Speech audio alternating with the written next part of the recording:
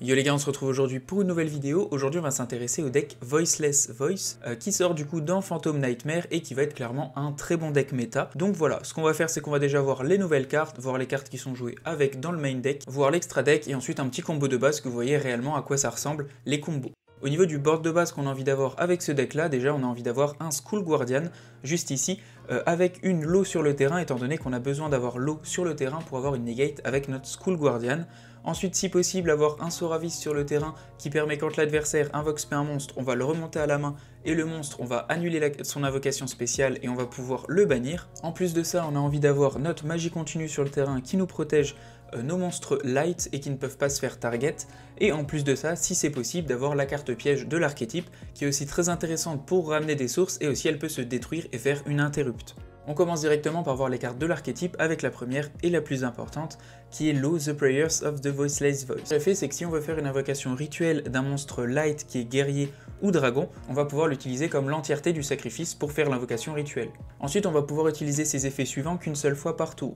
Si cette carte elle invoque norme ou spé, on va pouvoir placer une carte magie ou piège continu Voiceless Voice depuis notre deck directement dans notre zone magie et piège. Son dernier effet c'est que si un monstre light, rituel, guerrier ou dragon est invoqué spé sur notre terrain et que cette carte est dans le cimetière, on va pouvoir, excepté durant la dommage step, la respé directement sur notre terrain. Cette carte elle est super intéressante parce que déjà elle nous permet de commencer nos combos et d'aller chercher notre magie continue qui va nous permettre de continuer. En plus de ça, si on l'utilise comme sacrifice pour faire un monstre rituel, en fait elle part au cimetière, vous invoquez votre monstre et votre monstre il est tout le temps dragon, guerrier, rituel, lumière, du coup elle va se respé du cimetière. Donc c'est un peu un sacrifice gratuit. Et en plus, si c'est un tour où vous n'avez pas encore fait son effet quand elle est norme ou spé, et ben vous allez pouvoir faire une invocation rituelle, l'envoyer au cimetière, la remonter et reprofiter de son effet.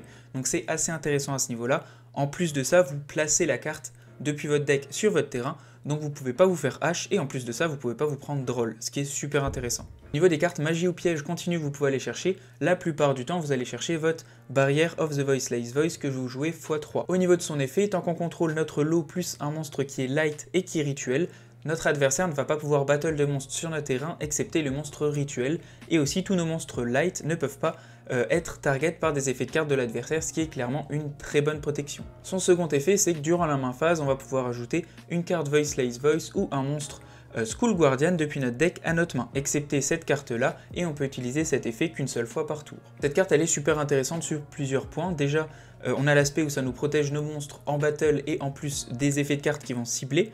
En plus de ça, c'est bien durant la main phase et c'est pas à l'activation, contrairement à d'autres magies continues. Donc c'est-à-dire que premier tour, vous pouvez continuer vos combos grâce à cette carte, et second tour, vous pouvez à chaque fois aller rechercher encore des ressources chaque tour, ce qui est vraiment intéressant avec ce genre de magie continue. La carte qu'on va chercher après avoir notre magie continue, ou si on a déjà notre magie continue, ça va être notre carte piège Radiance of the Voiceless Voice qu'on joue x1 dans le deck. Au niveau de son effet, durant la main phase, on peut activer un de ses effets.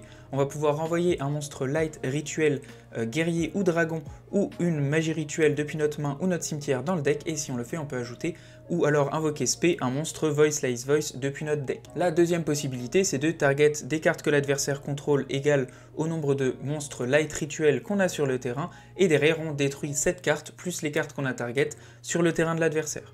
Cette carte elle va être utile parce qu'elle va vous permettre de renvoyer vos ressources dans le deck et potentiellement d'invoquer des monstres Voiceless Voice. Donc comme on a vu, il y a l'eau qui est intéressante à s'invoquer spé parce que derrière vous pouvez remettre une magie dans votre zone magie et piège si vous ne l'avez plus par exemple.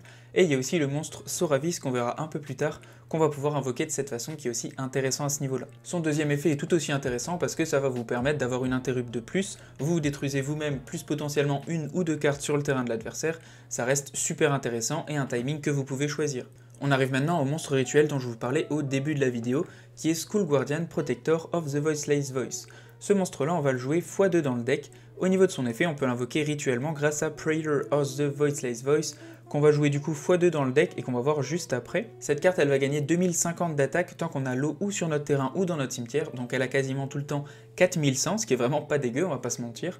On va pouvoir utiliser ses effets suivants qu'une seule fois par tour. Si cette carte est invoquée par rituel, on va pouvoir ajouter un monstre Voiceless Voice ou un monstre rituel, warrior ou dragon depuis notre deck à notre main.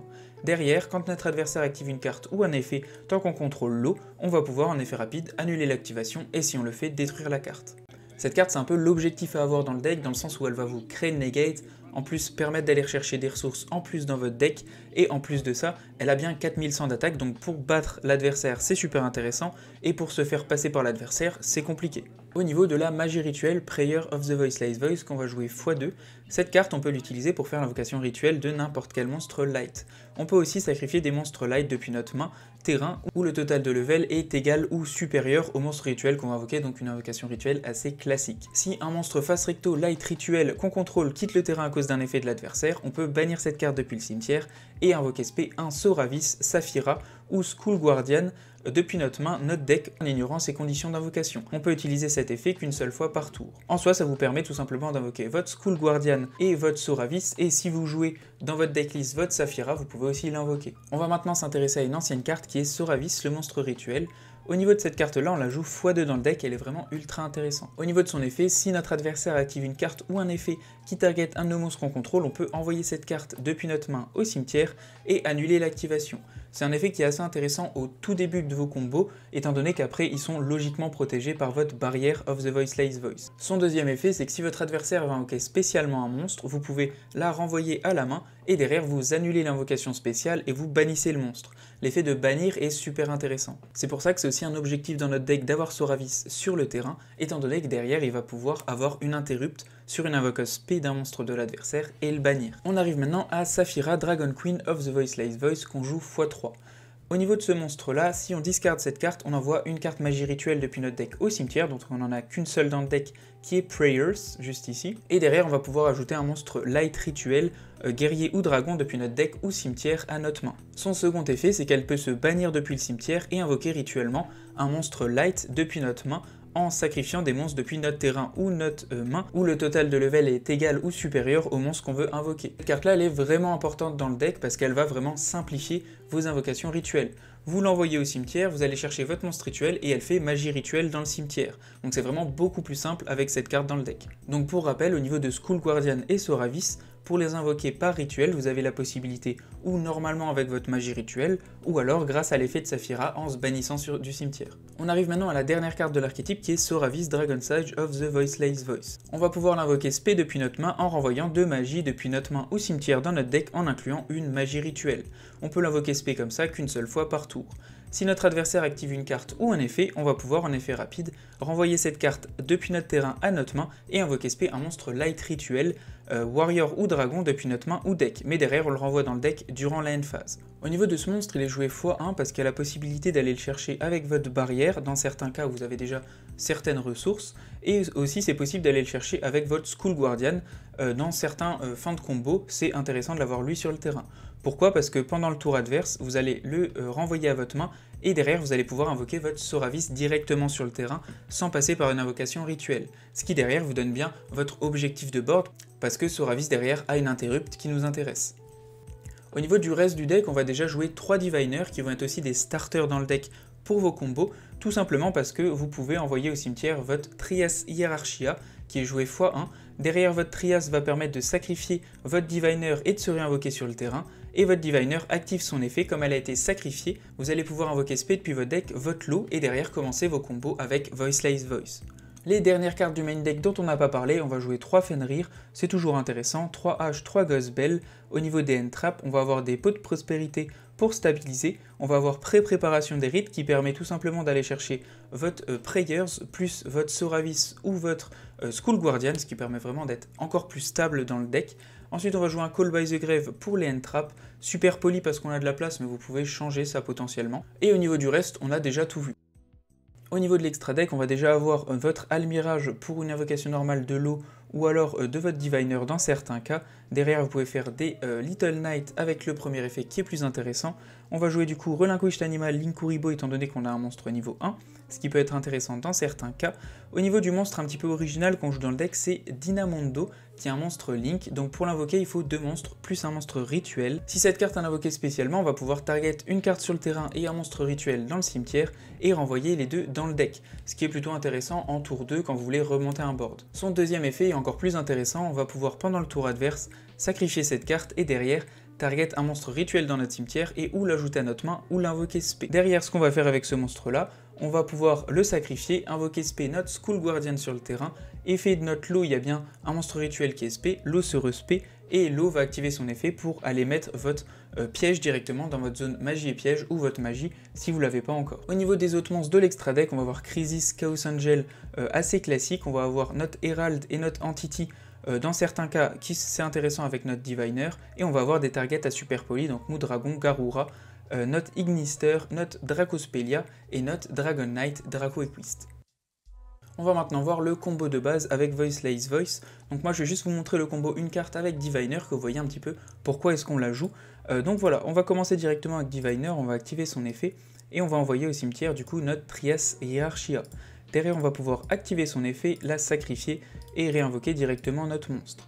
Effet de Diviner dans le cimetière, on va invoquer notre lot comme ceci, on va activer l'effet de lot, on va pouvoir la mettre directement, la magie continue sur le terrain, on va activer son effet. Et on va aller chercher directement notre Saphira. Saphira, on va la défausser, on va envoyer notre magie de rituel au cimetière et on va pouvoir ajouter notre School Guardian.